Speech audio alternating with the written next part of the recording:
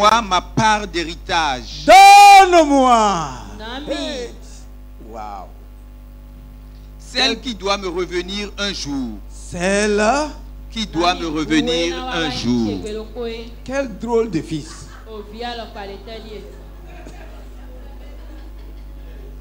Quel drôle de fils. Il part avec fierté, avec assurance.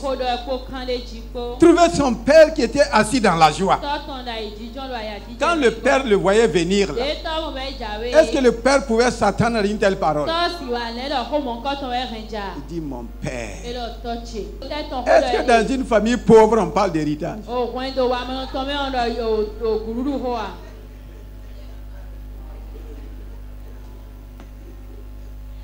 Donc je te pose la question.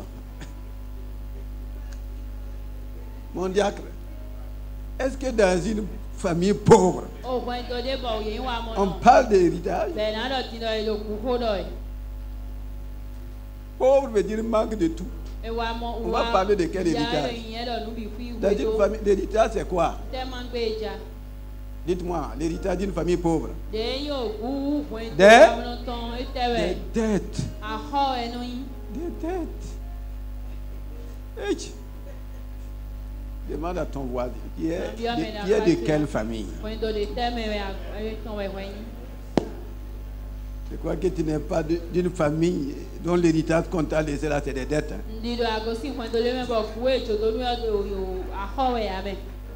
Si tu es dans cette famille-là, j'ai une bonne nouvelle pour toi.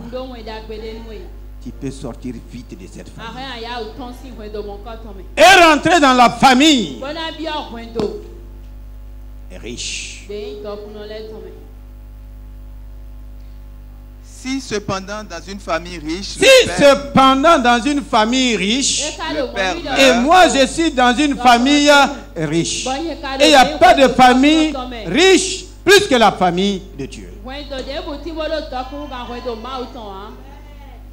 Oui. Si cependant dans une famille riche le père meurt, meurt. Écoutez-moi très bien. Le père meurt. Personne ne souhaite que son père meure. Mais les réalités de la terre, c'est ça que le Seigneur va nous aider à comprendre. Si le père meurt, oui, qu'est-ce qui se passe? Aussi longtemps que l'héritier est en bas âge, le père était très riche. Il est mort. Et selon les lois de la terre, on dit maintenant, comme le père est mort, on doit faire quoi? On doit partager l'héritage. Je te demande à qui on va donner l'héritage. La parole de Dieu dit, aussi longtemps que l'héritier est en bas âge, aussi longtemps que l'héritier est en bas âge. Lui, second dit, aussi longtemps que l'héritier est enfant. Il dit à bas âge, là, ça veut dire, vous comprenez bien ce que ça veut dire, non? Qu'est-ce qui se passe? Il ne se distingue apparemment en rien d'un serviteur. Il est comme un serviteur. Beaucoup d'enfants de Dieu sont comme des... Parce qu'ils sont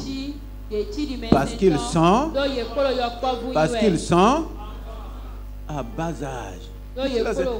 À bas. Et quand on dit qu'il est à bas âge, ça veut dire il n'y a pas de croissance. Il n'y a pas de... De même que physiquement, il y a croissance pour prendre l'héritage physique. Si je veux rentrer dans l'héritage de Dieu, il faut quoi? Une croissance. C'est là que le Seigneur va nous avoir. Comment tu as fait pour croître et devenir fils, fille mature, pour prendre l'héritage de ton père? Je te pose la question. Quand ta maman t'a mis au monde, le jour que tu es sorti comme bébé, comment elle a fait pour que tu puisses suivre le processus de croissance? Pardon? Ah? C'est comme ça? Tu n'as pas pris ton bébé courir chez le prophète. Prophétise sur mon bébé pour qu'il grandisse. Pardon? Ce n'est pas les prophéties du prophète. Ah bon? Ah, bon, au moins, les jours que tu as mis bébé au monde là.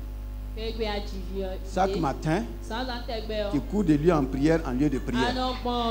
Priez pour que mon bébé croisse. Priez pour... Ce bébé-là, il va devenir quoi?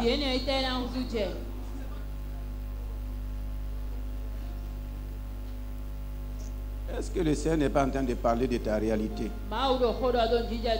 Depuis que tu es devenu enfant de Dieu, tu refuses de te nourrir de la parole de Dieu. Tu cours de lui en prière en lieu de prière. Tu cours de prophète en prophète. Jusqu'à présent, quand Dieu te regarde, tu es comme ce que sa parole dit. Quel héritage il peut te confier? Quel héritage?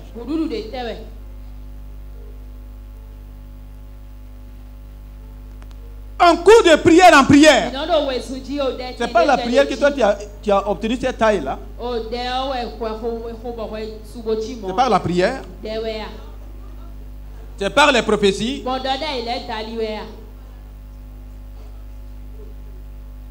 Oh, délivre mon bébé pour qu'il devienne rapidement grand.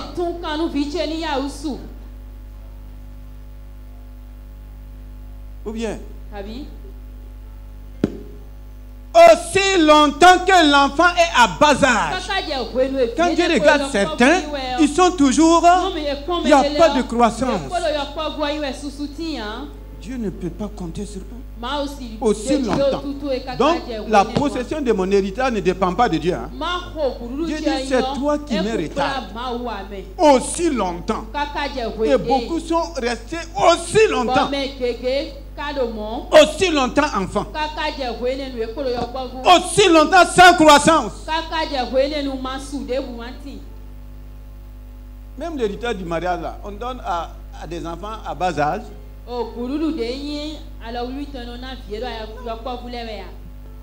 C'est pas possible.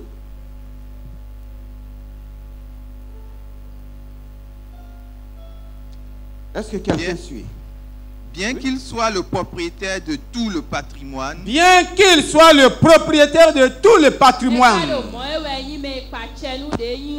Il reste soumis à l'autorité de tuteur et d'intendant jusqu'au terme fixé par son père. Il y a quelqu'un qui a un terme fixé. Avec Dieu, il y a un terme fixé. Si tu n'arrives pas à ce terme-là, tu vas continuer à vivre comme esclave. Tu vas continuer à dépendre des... Beaucoup d'enfants de Dieu dépendent des intendants. Et beaucoup de pasteurs sont effectivement comme des intendants. Ah, quand vous avez besoin de... Venez, on va prier pour vous. Les gens disent qu'ici on ne prie pas. La prière, si vous ne connaissez pas, si vous ne comprenez pas la prière, vous allez mal prier. Si les gens saisissaient ce qu'on donnait ici, nous n'avons pas le désir d'amener quelqu'un à l'homme.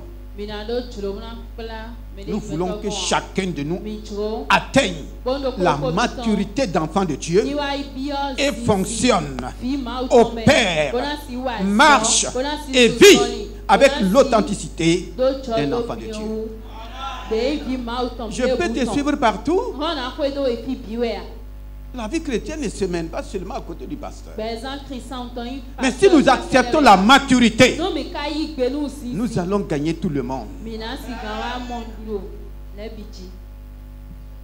Ah oui. Beaucoup sont soumis à des intendants. Au lieu d'aller directement à Dieu, ils parlent et beaucoup d'intendants sont des détourneurs. Ou bien, sont des détourneurs. Est-ce qu'on peut aller rapidement et on va prier?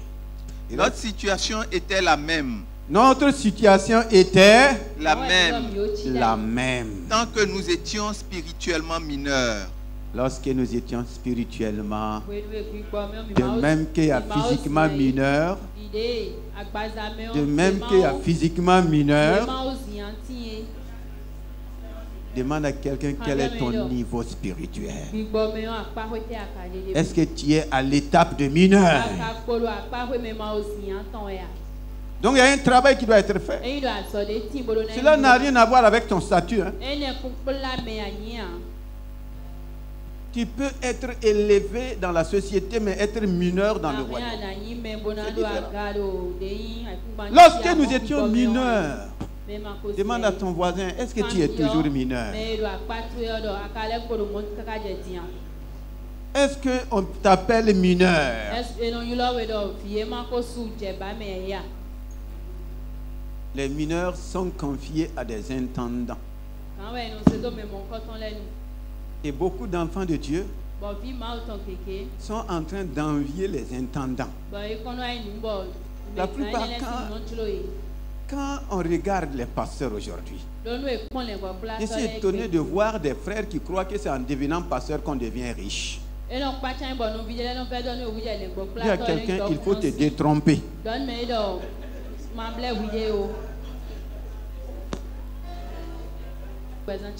Luc 15, le verset 11, parole vivante encore.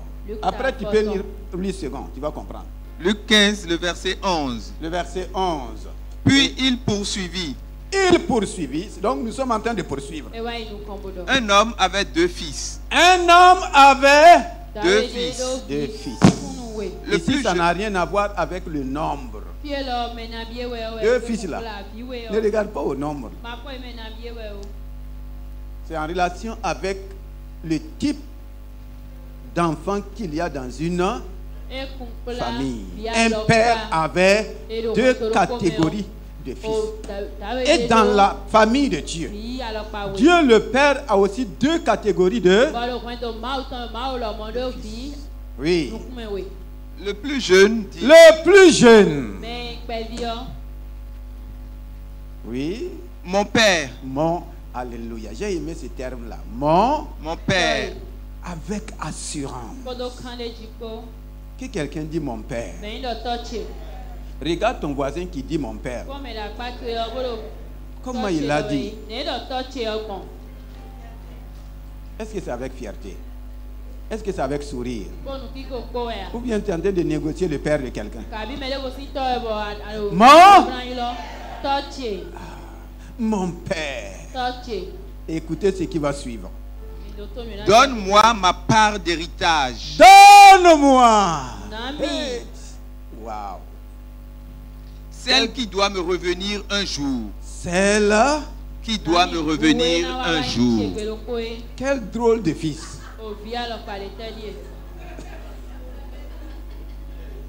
Quel drôle de fils. Il part avec fierté, avec assurance. Trouver son père qui était assis dans la joie. Quand le père le voyait venir, est-ce que le père pouvait s'attendre à une telle parole? Il dit mon père. Il n'a même pas dit bonjour. Il est allé directement. Mais il sait qu'il est fils. Ce n'est pas souvent ce que nos enfants font. Papa, je veux telle chose. Mon père, donne-moi ma part. Dis à quelqu'un, il n'a pas demandé la part de quelqu'un d'autre. Dis encore une autre personne, il n'a pas demandé ta part. Écoute bien. Il n'a pas demandé ta part. Il ne faut pas te fâcher pour rien. Dis mon père, donne-moi ma part d'héritage qui doit me revenir un jour. Un jour. Il est un drôle de fils parce qu'il n'a pas attendu les un jour. Il n'a pas attendu quoi? Et tu vas comprendre. Dis à quelqu'un, tu vas comprendre. Et si tu fais comme lui, tu verras aussi. Donne-moi ma part d'héritage qui doit me revenir. Donc il est conscient qu'il a un père. Il est conscient que son père a un héritage. Son père a un patrimoine. Son père a des trésors. Et lui, il est quoi? Lui, il est héritier. Et il dit à son père, bon, nous sommes deux. Je n'ai pas dit de tout prendre. Alléluia. Il y a des parts qui sont en train de pourrir devant Dieu. Dis à quelqu'un, est-ce que ta part n'est pas en train de pourrir? Donne-moi ma part. Ce sont des prières comme ça. C'est une parabole. C'est Jésus lui-même qui nous révèle ça. Ce n'est pas quelqu'un d'autre. C'est Jésus lui-même qui nous révèle ça. Donne-moi ma part d'héritage qui doit me revenir un jour. Quelle a été la réaction du papa? Stop.